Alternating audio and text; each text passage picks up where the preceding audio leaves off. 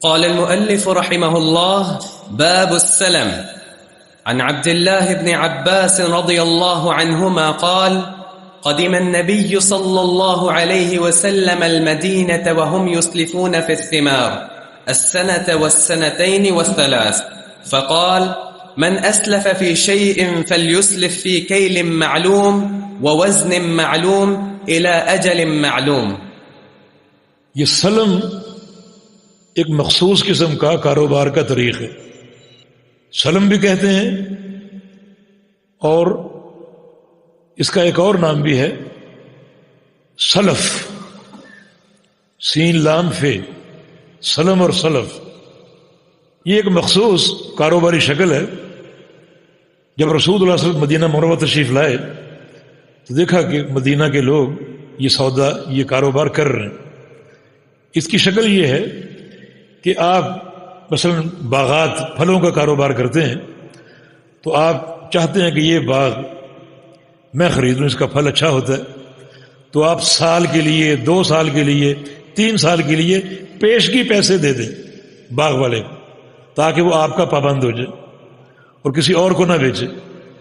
یہ سلف یا سلم یعنی کسی شے کو خریدنے کے لیے پیشگی پیسے دے دینا کہ پیسے ابھی رکھ لو اور سودا میں سال بعد اٹھاؤں گا، یا 2 سال بعد اٹھاؤں یا 3 سال بعد اٹھاؤں گا. تو یہ کاروبار مدینے میں ہو رہا تھا. نبی علیہ السلام نے یہ کاروباری شکل دیکھی تو آپ منع نہیں فرمایا، لیکن کچھ حدود بیان فرمائے. ان حدود میں اس سودے کو مقید کیا. پہلے یہ تھا کہ پیسے دے دیے، یہ 10 لاکھ رکھو اور یہ باغ میرا. اس میں تھوڑا سا مجہول سودا ہے، پتہ نہیں باغ میں اتنا پھل پیدا ہو یا نہ ہو. جو 10 لاکھ کے برابر ہو تو خریدار کا نقصان ہے، یہ ہو سکتا ہے پھل زیادہ پیدا ہو تو بیچنے والے کا نقصان. تو نبی علیہ السلام نے اسے روکا نہیں، لیکن فرمایا کہ جو یہ سلف کرنا چاہے، پیشگی رقم دے کر مال خریدنا چاہے، تو فرمایا کہ فَلْيُسْلِفْ فِي كَيْلٍ مَعْلُومٍ بِوَزْنٍ مَعْلُومٍ إِلَى أَجَلٍ مَعْلُومٍ. وہ یہ بے سلف کرے، پیشگی پیسے دے دے، لیکن مال کس طرح خریدے؟ فی کیل معلوم، معلوم پیمانے کے مطابق. معلوم مثلا آپ کی فیکٹری میں کپڑا تیار ہو رہا ہے تو اس کا یعنی معلوم ناپ کے مطابق، مجہول نہ ہو کہ میں آپ سے ابھی سودا کر لیتا ہوں، جو کپڑا پیدا ہوگا فی گز 100 روپے ریٹ ہے اس کا، اور میں آپ سے 500 یا 5000 گز کپڑا خریدوں گا، یہ پیسے ابھی سے لے لو. جب وہ کپڑا تیار ہوگا آپ کی فیکٹری میں، بتا دیں کب تیار ہوگا، اس وقت ہم ایگریمنٹ کر لیتے ہیں. اب وہ 6 ماہ کی مدت دے، سال کی مدت دے، اتنی مقدار میں کپڑا سال بعد تیار ہوگا، تو آپ گز کے ریٹ پر یا تھان کے ریٹ پر سودا طے کر لیں، پیسے پہلے دے دیں. جب وہ تیار ہوگا اس وقت میں وہ آپ کو مل جائے گا. اس سودے میں کوئی جہالت نہیں. اس طرح اگر باغ خرید رہے ہیں، وہ وزن معلوم، تو اس کا وزن معلوم ہونا چاہیے. آپ یہ نہ کہیں کہ 10 لاکھ آپ رکھیں اور یہ باغ میرا ہو گیا، نہیں، یہ مجہول سودا ہے. آپ یہ کہیں کہ جو کھجوریں پیدا ہوں گی میں پر کلو 50 روپے میں یہ خرید رہا ہوں آپ سے، اور یہ پیشگی یا پیسے لے لیں. مثلا میں 50,000 کلو کا سودا کر رہا ہوں، 1 لاکھ کلو کا سودا کر رہا ہوں.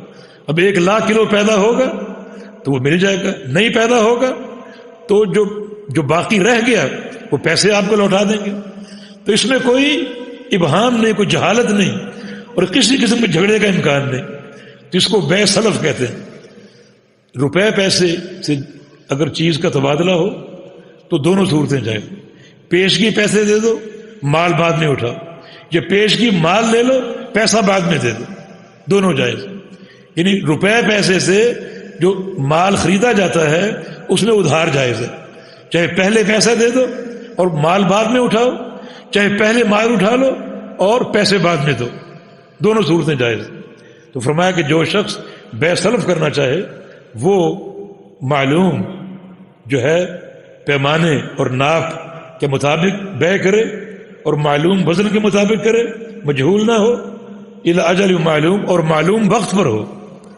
وقت سے مراد یہ کہ باغ والا جانتا ہے یہ پھل کب پیدا ہوں گے، کب ان کی کٹائی ہوگی اور کب میں آپ کے حوالے کر سکوں گا۔ ایک اندازہ کر لیا کہ 6 ماہ بعد میں آپ کو دے دوں گا، اگلی فصل سال بعد دوں گا، اس سے اگلی فصل 2 سال بعد دوں گا۔ تو ایک چیز طے ہو جائے اندازے سے تو اس کے مطابق آپ کا اتفاق ہو جائے، پیسے آپ دے دیں، جب وہ فصل پیدا ہو اپنے اس مقدار کے مطابق اور پیمانے اور وزن کے مطابق اپنا مال آپ اٹھا لیں۔ اگر زیادہ ہو تو مزید پیسے دے دیں، اگر کم ہو تو جو پیسے زیادہ ہیں واپس لے لیں، اس میں کوئی کسی قسم کا اختلاف نہیں۔ جی